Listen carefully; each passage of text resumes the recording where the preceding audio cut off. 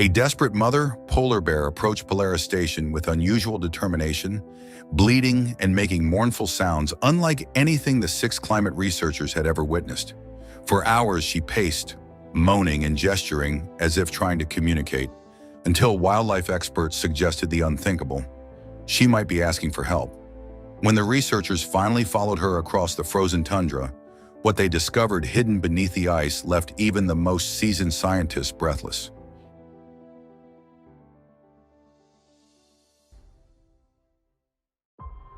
The white landscape of the Arctic stretched as far as the eye could see, surrounding the small Polaris station where 6 climate researchers had made their temporary home. After months stationed in this remote outpost, the team had grown accustomed to the isolation and the bone-chilling cold that came with studying climate patterns at the top of the world.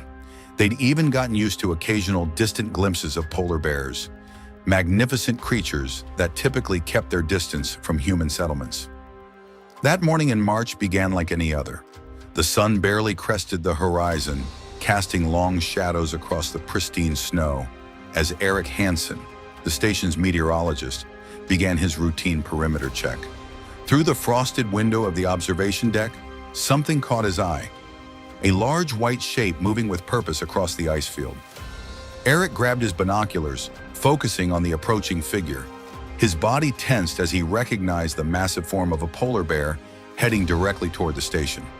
But this wasn't the casual wandering these researchers occasionally observed. The bear moved with deliberate intent, her course unwavering. Erik reached for the radio, his voice cutting through the morning quiet as he alerted his colleagues. Within minutes, the entire team assembled at the reinforced observation windows, concern etched across their faces. In bear country, rifles were a necessary precaution, and 2 team members retrieved them from the secured cabinet. Dr. Amara Okafor, the station leader and veteran of 3 Arctic expeditions, studied the approaching bear through high-powered binoculars. Her brow furrowed in concentration as she tracked the animal's movements. Something about this situation defied standard wildlife behavior patterns. The bear wasn't displaying typical hunting postures or the cautious curiosity these predators sometimes showed. Instead, the massive creature seemed almost frantic, pacing back and forth about 50 meters from the station. Wei Chen, the team's biologist, pointed to dark patches staining the pristine snow. The bear was bleeding, not heavily, but distinctly visible trails followed her massive paws, and more blood matted the thick fur on her chest. Had she been in a fight with another bear, injured by hunters? The team exchanged worried glances. What happened next challenged everything the researchers understood about wild animal behavior. The enormous bear began making sounds unlike anything they'd heard before, not the powerful roars or threatening growls typical of a predator, but something almost mournful. Low, keening sounds carried across the frozen landscape as the bear approached the station, then retreated several meters, only to return again. The bizarre behavior continued for 3 hours. The polar bear would approach, stand on her hind legs reaching nearly 10 feet tall, make those strange vocalizations, then walk away before returning to repeat the performance. It was as if she was trying to communicate something specific. Protocol dictated minimal interference with wildlife, but this situation fell far outside normal parameters. Dr. Okafor made the call to reach out to the Wildlife Management Authority via their satellite connection. The team documented everything while waiting for expert guidance, maintaining a safe distance behind the station's reinforced walls. The connection crackled with static as they finally reached a wildlife specialist. After describing the bear's unusual behavior in detail, the team fell silent, waiting for an explanation that might make sense of the situation. The specialist's response left them stunned. While extremely rare, there had been documented cases of mother bears seeking human intervention when their cubs were in danger. The specialist's voice grew serious as he explained that polar bears possessed intelligence and problem-solving abilities far beyond what many people realized. In desperate situations, these normally solitary predators had occasionally approached humans, not as prey, but as a last resort for help. Could this bleeding, distressed animal actually be asking for human assistance?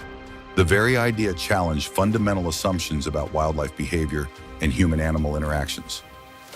Dr. Okafor's mind raced as she tried to piece together what might have happened. Then she remembered Norwegian research team had conducted ice core sampling in the area last summer. They had drilled several deep bore holes about 2 kilometers north of the station to study historical climate data trapped in the ancient ice. The wildlife expert's voice grew urgent upon hearing this information. Those abandoned research sites could create deadly traps for wildlife. A cub could easily have fallen into one of those narrow shafts and become trapped beneath the ice. The situation demanded action, but approaching a distressed mother bear, especially one of the planet's most powerful predators, carried extreme risks. The team carefully prepared, gathering rescue equipment and protective gear. They emerged from the station with extreme caution, maintaining a respectful distance from the massive bear. What happened next astonished everyone. Instead of charging or displaying aggression toward the humans invading her space, the mother bear began walking away. After several meters, she stopped, looked back at them, and waited. When the researchers hesitated, she repeated the behavior, walking, stopping, looking back. Erik voiced what they all were thinking. The bear appeared to be leading them somewhere. Following at a safe distance, the team tracked the mother bear nearly a kilometer across the frozen terrain. The bleeding animal moved with purpose, occasionally looking back to ensure the humans were still following.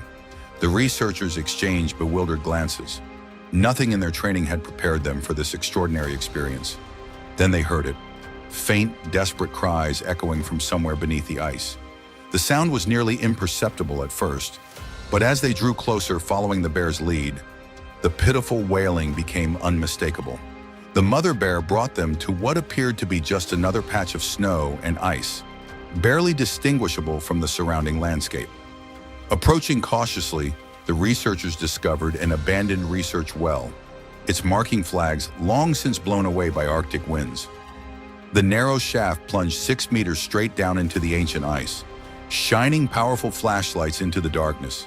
They spotted the source of those heart-wrenching cries, a tiny polar bear cub, shivering and weak, trapped at the bottom of the shaft. The mother's desperate behavior suddenly made perfect sense.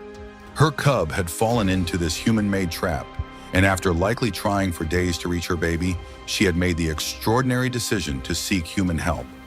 The blood on her paws and chest likely came from her own desperate attempts to dig through the ice to reach her baby. With the situation now clear, the team sprang into action. Using equipment from the station and careful planning to keep both humans and the anxious mother safe, they fashioned a rescue harness from climbing gear. For tense hours, they worked methodically, lowering a team member into the narrow shaft to secure the frightened cub. The mother bear watched from a short distance, agitated but seeming to understand that these strange creatures were attempting to help. Her restraint defied normal protective instincts, a testimony to her intelligence and desperation.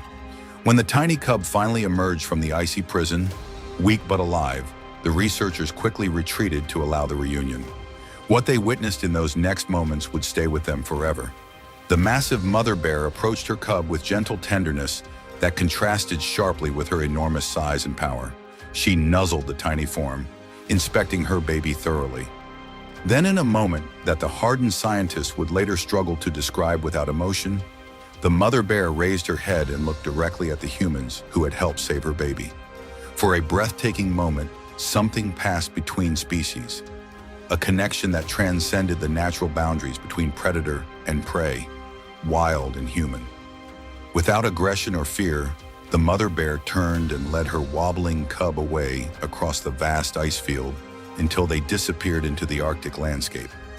The team's research that season produced important climate data, but their report documenting this unprecedented rescue became their most significant contribution.